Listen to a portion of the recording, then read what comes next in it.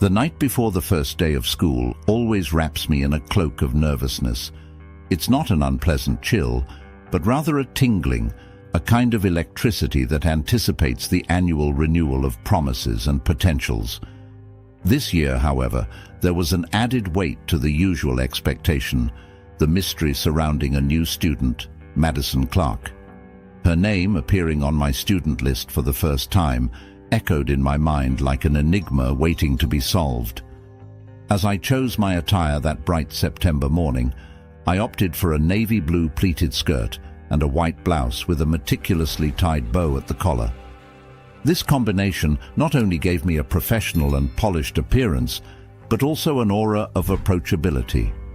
I knew that the first impression could be crucial for Madison, who would be trying to find her place in such a distinct and sometimes intimidating environment. With that thought, I promised myself to do everything within my power to make her transition smooth and welcoming. Upon arriving in the classroom, the buzz of lively conversations filled my ears. The students, already settled in their usual places, were sharing stories from the holidays and rekindling friendships interrupted by the summer. My eyes quickly scanned the room until they landed on the solitary figure of Madison. She was sitting in the farthest corner of the room, her slightly worn clothes standing out from the usual elegance of the school's standard. Her faded jeans and simple t-shirt contrasted sharply with the new and immaculate uniforms of the other students. Her posture was reserved, her head tilted over an open book, avoiding direct eye contact with the others. I approached with a warm smile, trying to convey confidence and support. "Good morning, Madison," I greeted, as the other students gradually lowered the volume of their conversations, curious about the interaction. She slowly lifted her head, and our eyes met. A shy, hesitant smile appeared on her lips, revealing a mix of nervousness and gratitude.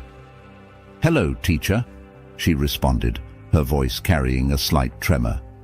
"I'm very glad to have you with us this year. I hope you feel at home here," I continued, seeking to encourage her.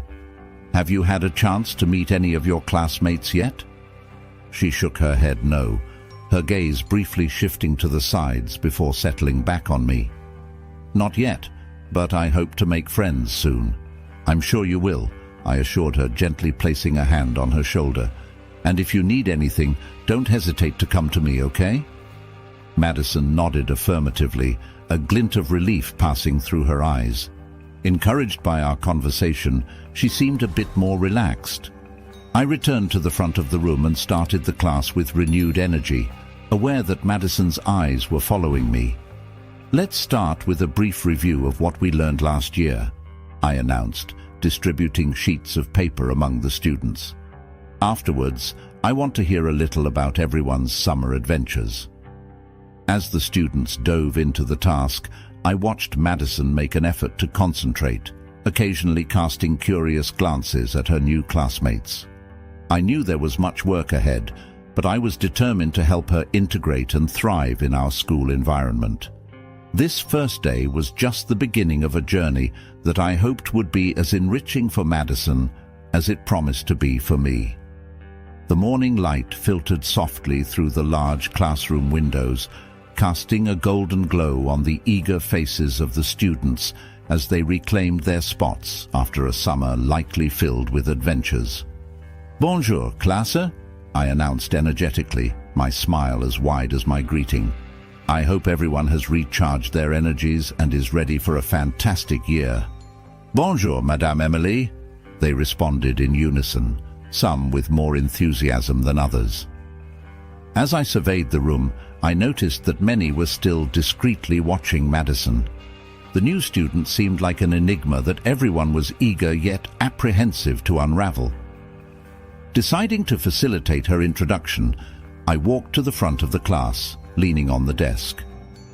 "Today we have the pleasure of welcoming a new student among us," I began, smiling to encourage Madison. "Madison Clark, could you stand up and share a little about yourself with the class?" All eyes shifted to her as she slowly stood up, Her red hair was tied back in a simple ponytail, and her face showed a mix of nervousness and bravery. "Hello," her voice echoed softly in the room. "My name is Madison. As some of you already know, I have lived in various places over the years." The class's interest was palpable. The curiosity about her visibly grew. "But the most recent was Paris," she continued, her words eliciting a murmur of surprise and admiration from her peers.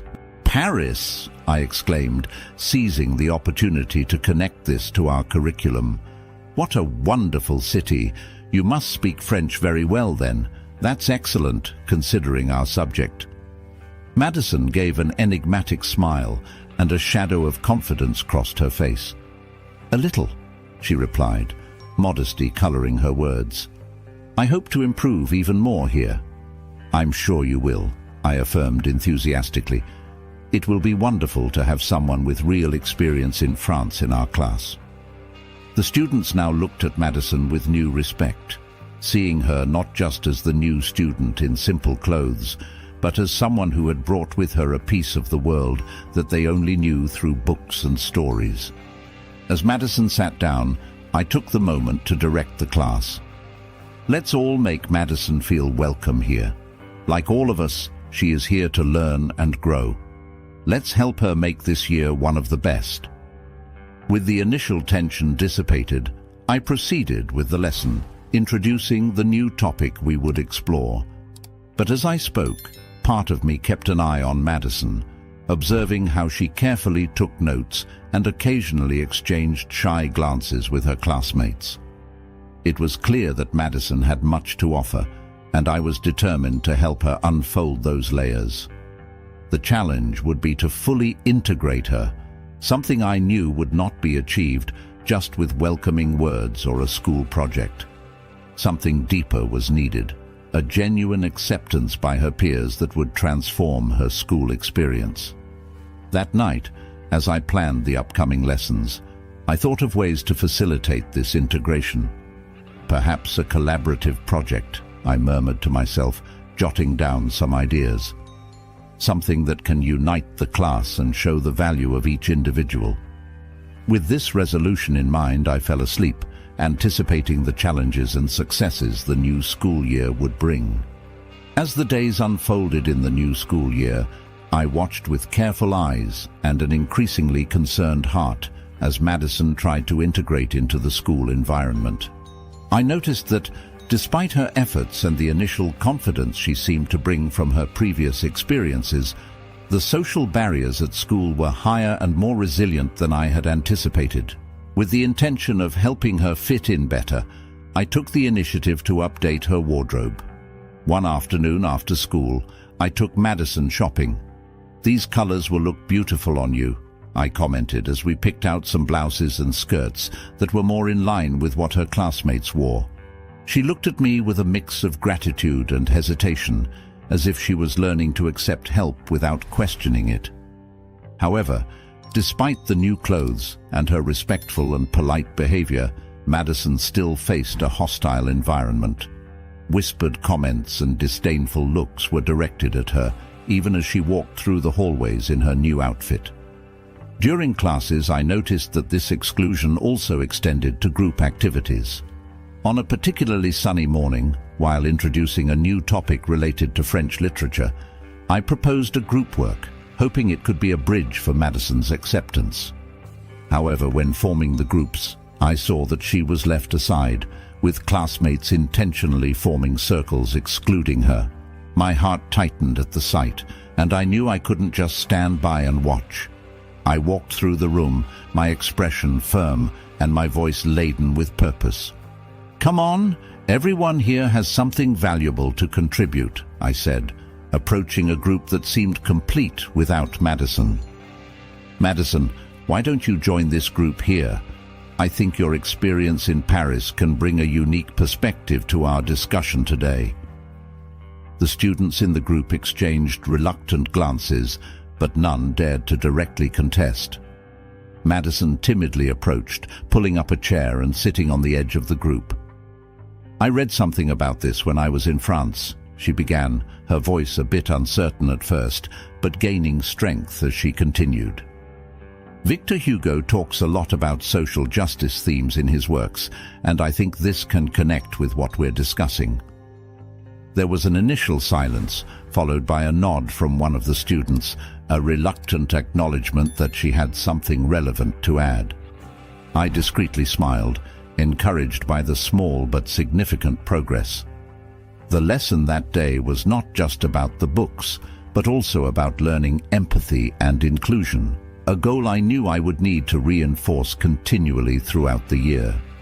With a silent sigh, I returned to the front of the class, watching as Madison slowly wove her presence into the social fabric of the class.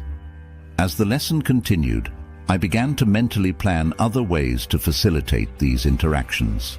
Perhaps a project that requires teamwork, I thought, already anticipating the next lesson. It was clear that my mission was not just to teach French, but also life lessons that I hoped would last well beyond the walls of the classroom. The afternoon was calm and the sunlight spread softly through the classroom, creating a serene environment as I carefully organized the books on the shelves after class. I was lost in thoughts about the day, especially about how Madison was adjusting when I heard the sound of hesitant footsteps at the door. I looked up, and my heart leaped at the sight of a figure from the past outlined against the light of the hallway. Ethan was there, standing still, with his unmistakable dark curly hair and that same charming smile that seemed to freeze time. He was dressed in casual elegance, a leather jacket over a white shirt that highlighted the tanned tone of his skin. "Emily," he said, his soft voice cutting through the near silence of the room. "It's been a while, hasn't it?"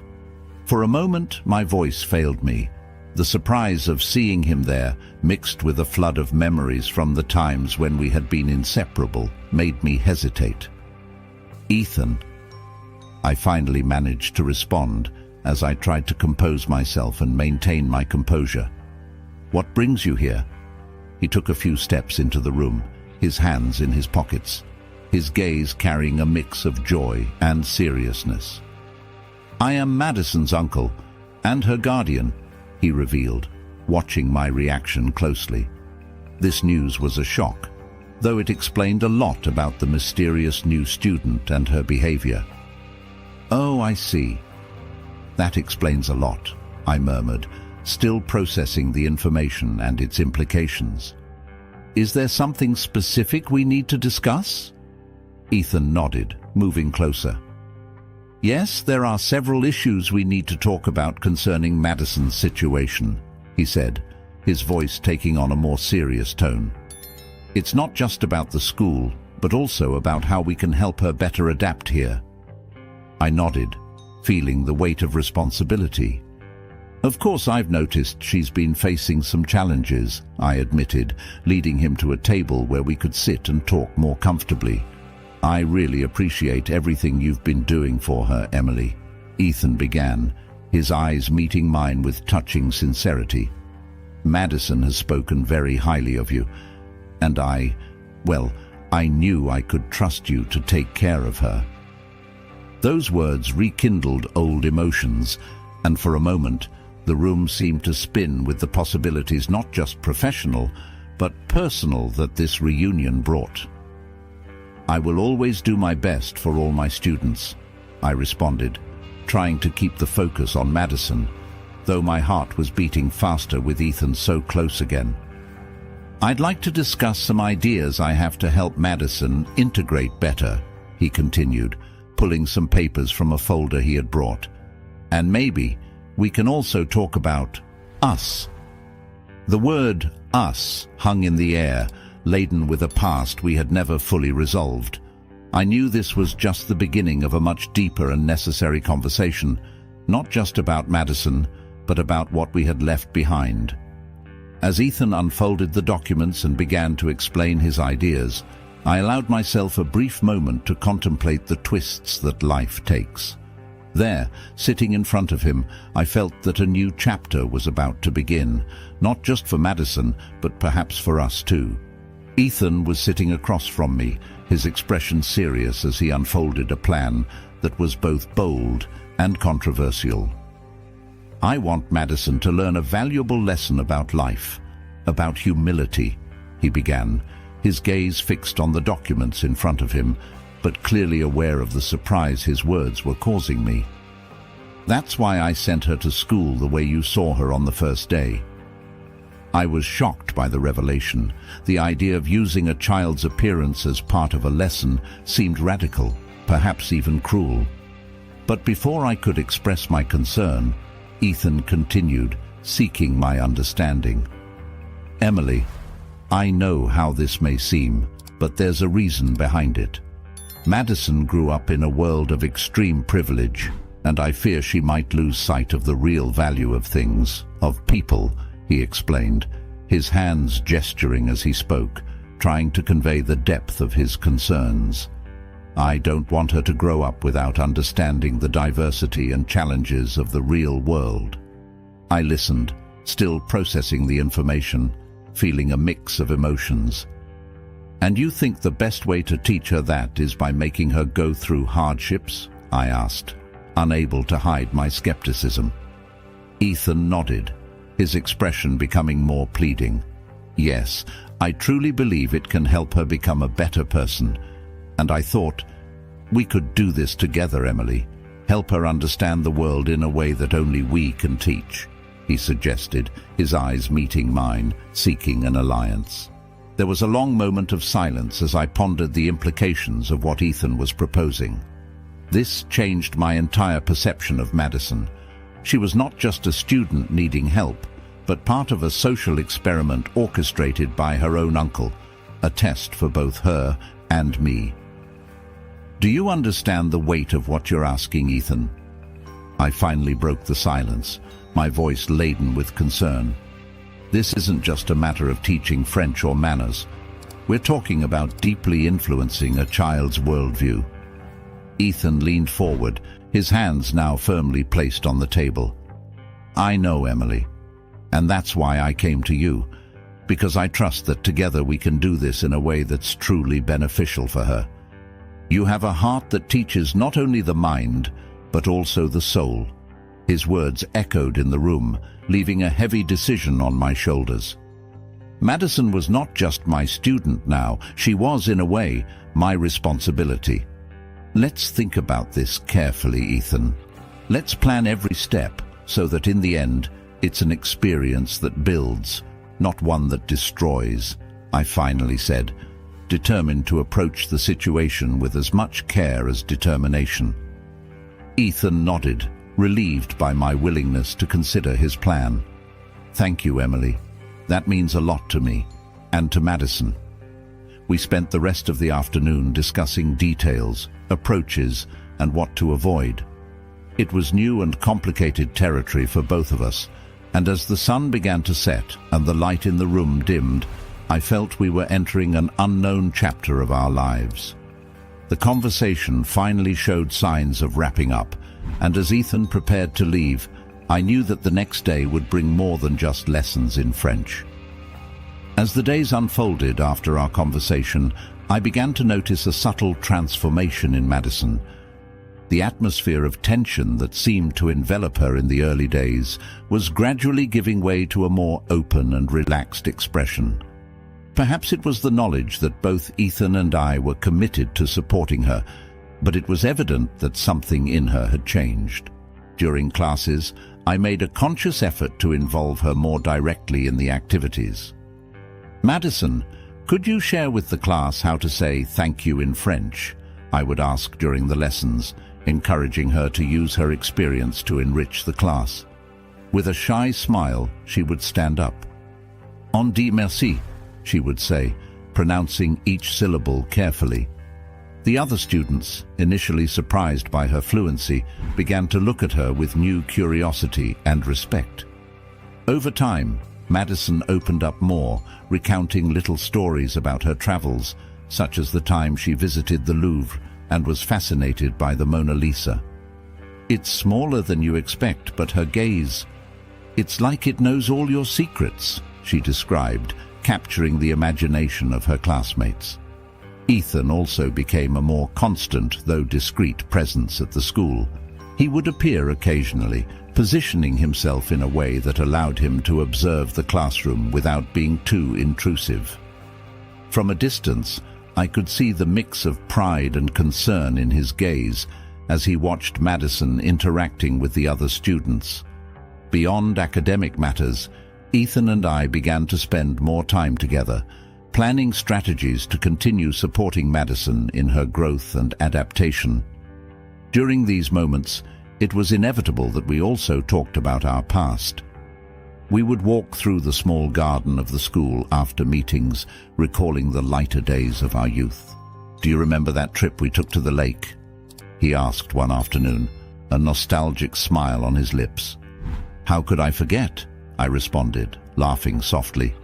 "You insisted on rowing the boat, even though you didn't quite know how." Ethan laughed, shaking his head. "I was trying to impress you, of course, but we ended up wetter than anything thanks to my sailing skills." These exchanges of memories, filled with laughter and a touch of melancholy, helped to lighten the weight of the responsibilities we now shared. It was as if, by reconnecting with our past, we also found a new way to understand and support each other in the present. As the sun began to set, we would conclude our meeting with a promise to continue our efforts.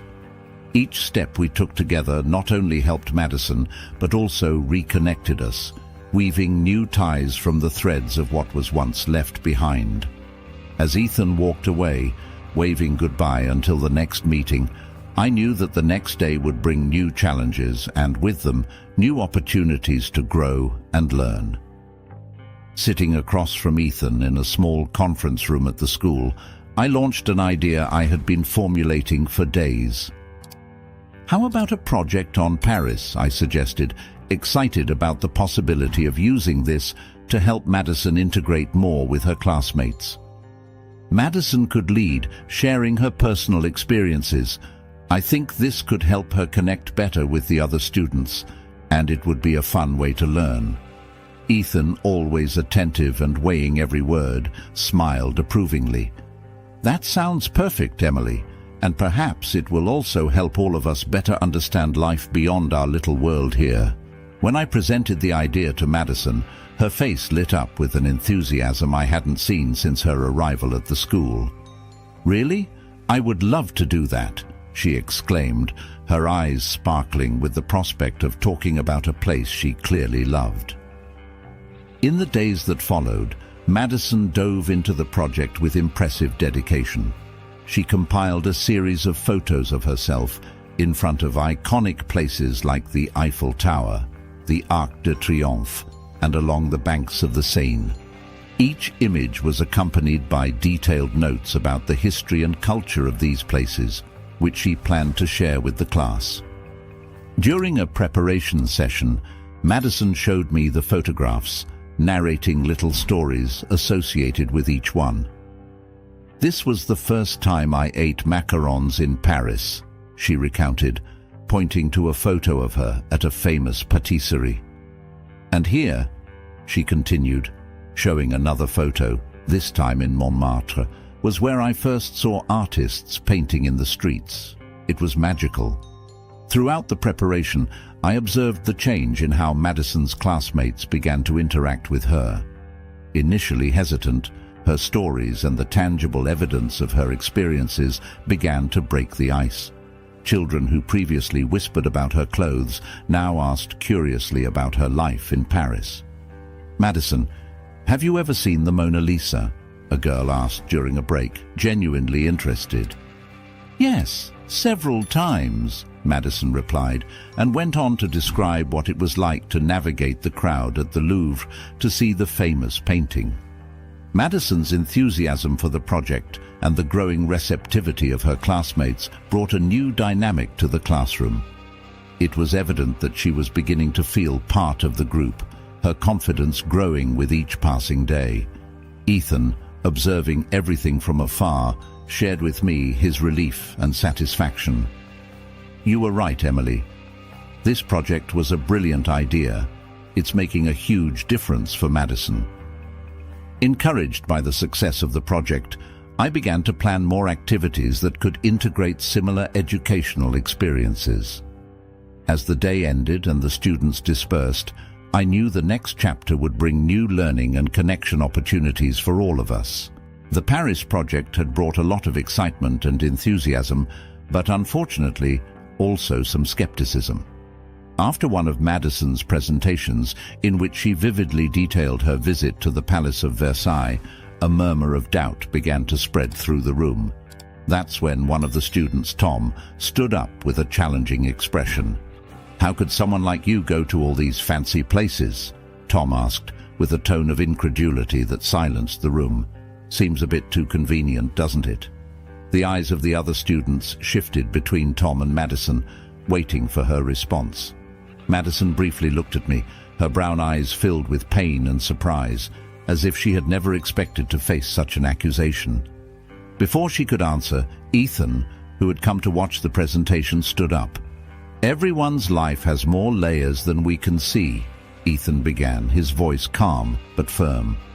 He slowly walked over to stand beside Madison, placing a friendly hand on her shoulder. "Assuming less about others can teach us more than simply questioning their truths." Tom seemed slightly shaken by Ethan's intervention, but he still retorted, "But that doesn't answer my question.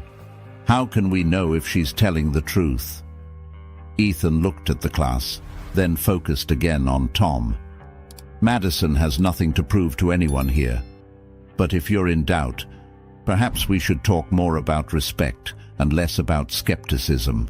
We all have stories that might seem incredible to someone else." The tension in the room was palpable. Madison, still under Ethan's protective gaze, finally found her voice. "I understand it might be hard to believe," she said softly, "but each of these stories is true. Paris was my home, and these experiences are part of who I am." The class fell silent, processing the words of Madison and Ethan. Some looks were still doubtful, but others began to show signs of understanding and even shame for the confrontation. Ethan took advantage of the calm that followed to suggest an exercise. "Why don't we use this moment as a lesson in empathy? Let's talk about our own stories, those that others might not believe at first glance." Ethan's suggestion transformed the atmosphere from confrontation to one of reflection and sharing. One by one, the students began to talk about their personal experiences, those that had shaped their lives in unexpected ways. As the class unfolded, the tension dissipated, giving way to a deeper understanding among the students. By the end of the day, as everyone left the room, I knew that despite the challenges, we had reached a significant moment of growth and learning. And as Ethan and I exchanged a look of complicity, we felt that a new chapter was about to begin. The incident during the Paris project presentation turned out to be a significant turning point for Madison. In the days that followed, she demonstrated a new demeanor, a mix of determination and openness that we hadn't seen before. Supported by both Ethan and me, Madison began to take on a more active and visible role in the classroom. During a discussion on French literature, I watched her raise her hand with initial hesitation, which soon turned into confidence. "Madame Emily, may I add something about the symbolism in Les Misérables?" she asked, her voice firmer than ever. "Of course, Madison, we'd love to hear your viewpoint," I responded, encouraging her with a nod. She stood up, clearly prepared, and began to explain her interpretation. Victor Hugo uses his characters to represent different social aspects of 19th century France. For example, Jean Valjean symbolizes redemption, while Javert represents the inflexible law. I think this reflects much of what we've discussed about the social layers in Paris. Madison's classmates listened attentively, some nodding in agreement, others jotting down notes in their notebooks. The way she articulated her ideas not only showed her knowledge, but also a newfound confidence.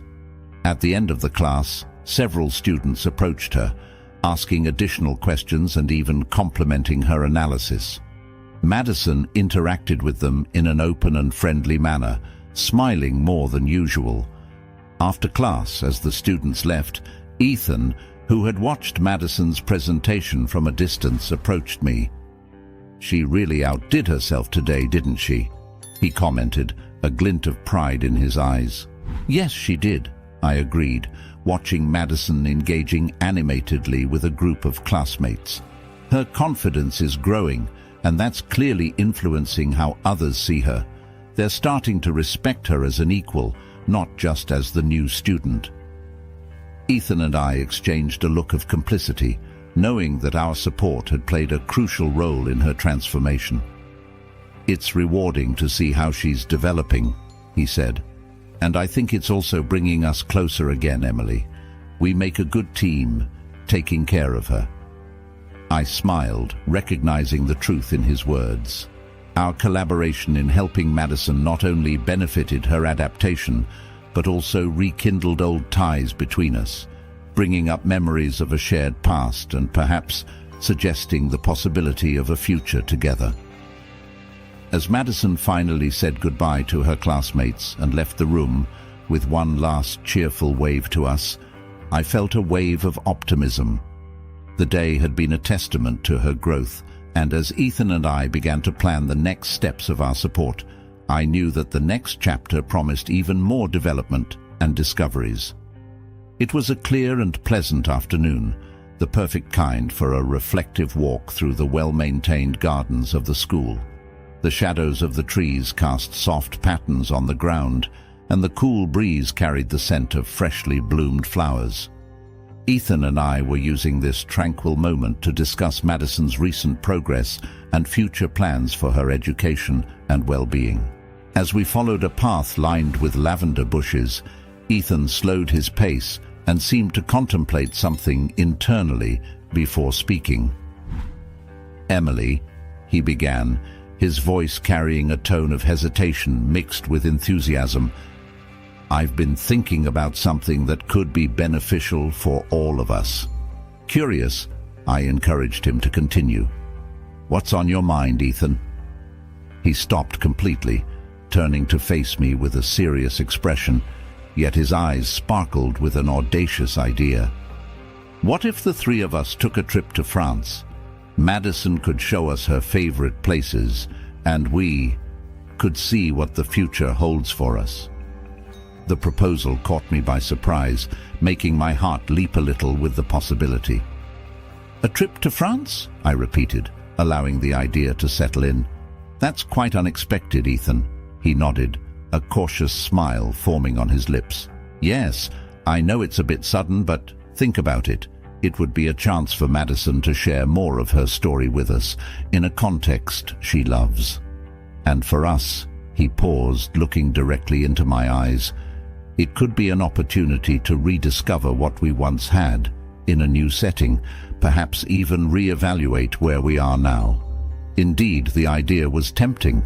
A chance not only to see Madison in an environment she adored, but also to explore new possibilities for myself and Ethan.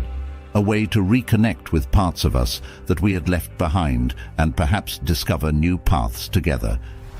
"That sounds like an adventure, Ethan," I finally said, a smile beginning to form as the idea began to enchant me. "And also a beautiful way to support Madison. She would be thrilled to show us the city she calls home." Ethan nodded with satisfaction, clearly relieved and excited by my positive response. "I'll start organizing everything. I think this could really be good for us, Emily." We continued to walk, now with a new, lively topic to discuss, the details of our potential trip. We talked about the places Madison might want to show us, the preparations we would need to make, and the many possibilities that this journey could unveil. As the sun began to set, casting a golden glow over the gardens, I felt a wave of anticipation and optimism. This trip could mark the beginning of a new chapter in our lives, filled with discoveries and rejuvenation. And as we planned, I knew that the next day would bring us one step closer to this new horizon. In the days following Ethan's unexpected invitation, my mind was in turmoil. Every free moment I had was consumed by reflections on the possibility of traveling to France. The idea of leaving everything behind, my job at the school I so loved, my home where so many memories resided, and the routine I had meticulously built over the years, seemed daunting. Yet the same idea also opened a portal to a new world filled with possibilities and adventures, a chance to redefine life in a way that rarely presents itself. One afternoon, as I was organizing papers at my desk, Madison entered the room with a smile that lit up the entire environment. Her energy was contagious, and she could barely contain her excitement. "Professor Emily, have you thought about our trip?" she asked, her eyes shining with anticipation. I paused, setting down my pen and looking at her. "Yes, dear, I've thought a lot about it," I said, trying to keep my voice steady despite the emotions swirling within me. Madison approached, her expression becoming a bit more serious, reflecting the magnitude of the decision I faced. "Would you come with us, Professor Emily?" she asked again, her voice full of hope. "It would be so wonderful to explore Paris together." I need to think a bit more, dear," I responded, my heart tight with the decision. I smiled, trying to convey reassurance. "It's a big change, Madison, but know that I am truly considering it." She nodded, understanding the complexity of the situation. "I understand, Professor, but know it would be amazing to have you with us. Paris wouldn't be the same without you." Hearing her words, I felt a wave of affection for this young woman who had grown so much before my eyes. Madison left the room, leaving me with my thoughts. In the following days, I consulted close friends and colleagues, seeking advice and different perspectives. Each conversation brought new angles and considerations, weighing the pros and cons of taking such a step. Ethan, always patient, did not pressure, but occasionally sent information about places we could visit, courses I could teach in Paris, and testimonials from expatriates about life in France. His subtle support was a constant reminder of the potential of this new journey. Finally, after much deliberation and many sleepless nights, I made my decision. With a heart still hesitant but excited, I called Ethan. "I've decided," I began, my voice firm despite the nerves. "Let's do it. Let's go to France." Ethan exclaimed on the other end of the line, and I could almost feel his smile through the phone. "That's wonderful, Emily. You won't regret it, I promise." As I hung up the phone, a sense of freedom began to settle within me. I knew the coming days would be filled with preparations and farewells, but also with expectations for the new chapter that was about to begin. After days immersed in a sea of thoughts and hesitations, I finally reached a conclusion. The decision to leave with Madison and Ethan for France was not made lightly. Every factor was carefully considered, weighed against my current life and what I could gain and lose from this major change. It was the last day of school. The campus was vibrant with the energy of students eager for holidays, and the air was charged with goodbyes and promises of reunions. It was in this setting that I decided to reveal my decision. I found Madison in the hallway, her folder filled with drawings and notes about Paris, and I called her aside. Her eyes lit up with curiosity when I suggested we find Ethan in the small garden of the school, a place that had become our point of reflection in recent weeks. Ethan was already there, waiting for us under the old oak tree, a calm figure contrasting with the hustle and bustle around him. He smiled as he saw us approaching. "Madison, Ethan," I began, my voice trembling with emotion, "I've thought a lot, and I've decided to go with you to France." The words came out more like a sigh of relief than a formal statement. Madison let out a muffled scream of excitement and jumped in place, her eyes shining with the promise of upcoming adventures. "Really, Professor Emily? You're really coming? It's going to be amazing." Ethan stepped forward and wrapped me in a warm hug, his gratitude evident in every gesture. "Emily, this means so much to us," he said, his voice low and sincere. "Knowing that you'll be with us on this new journey is more comforting than I can express." I returned the hug, feeling a wave of emotion. "I'm ready to see where this will take us," I said, looking at both of them, who seemed as thrilled as I was. "To explore the world together, learn new things, and who knows, find new paths for our lives." Madison, unable to contain her joy, began to talk about all the places she wanted to show us, from the charming cafes along the Seine to the less-known but equally fascinating street markets of Paris. "And we can't forget Montmartre.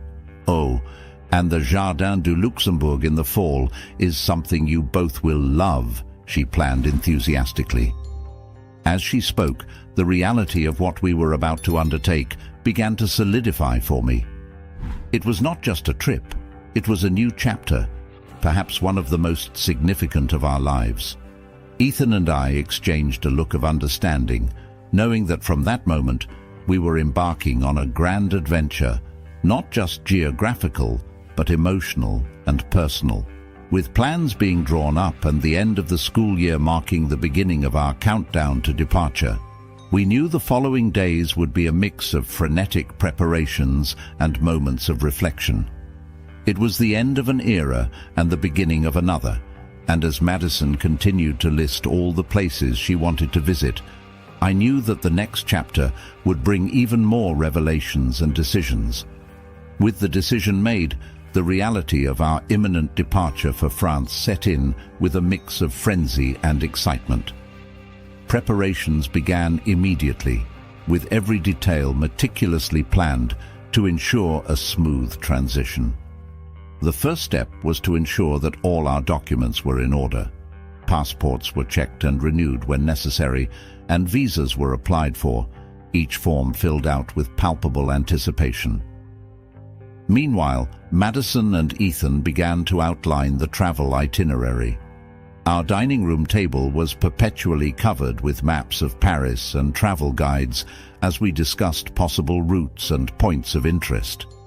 Madison, with her local knowledge, took the lead, marking places we couldn't miss with little post-it notes. "Here's Le Marais, full of little galleries and fantastic cafes. And we can't forget about Saint-Germain-des-Prés with its historic bookshops," she explained excitedly, while Ethan and I followed along, fascinated by her enthusiasm and knowledge. Alongside the travel plans, I began to pack my bags. The challenge of condensing my life into a few suitcases was both practical and emotional.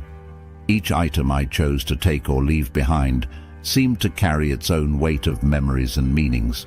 Clothes, books, mementos, everything was carefully selected and organized, symbolizing the closing of one chapter and the beginning of another. The school, aware of my departure, organized a small farewell party.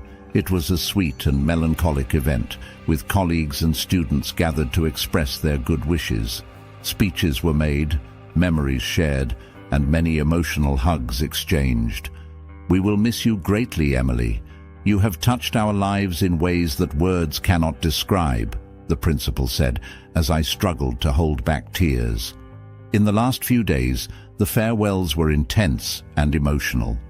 Each "see you later" with colleagues and students was a reminder of the ties I was pausing, though not permanently cutting.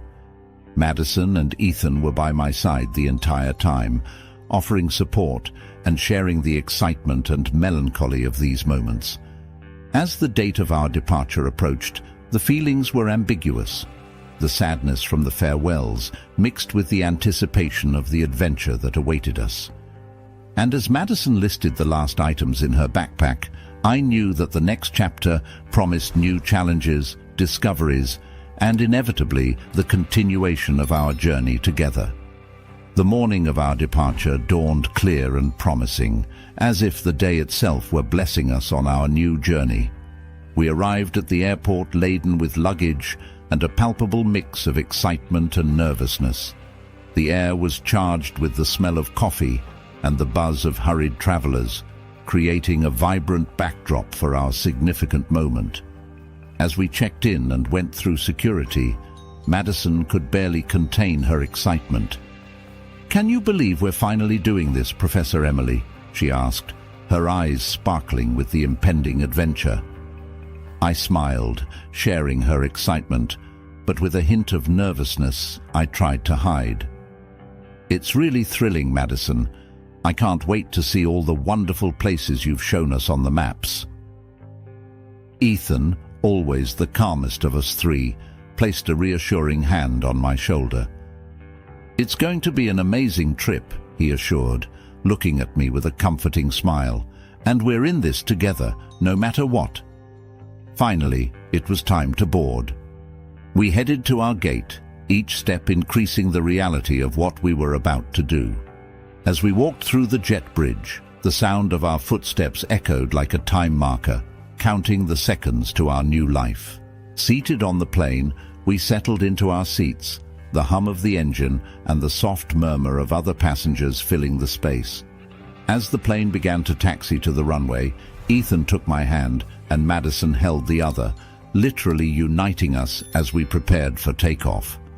"Ready for this, Emily?" Ethan whispered as the plane picked up speed.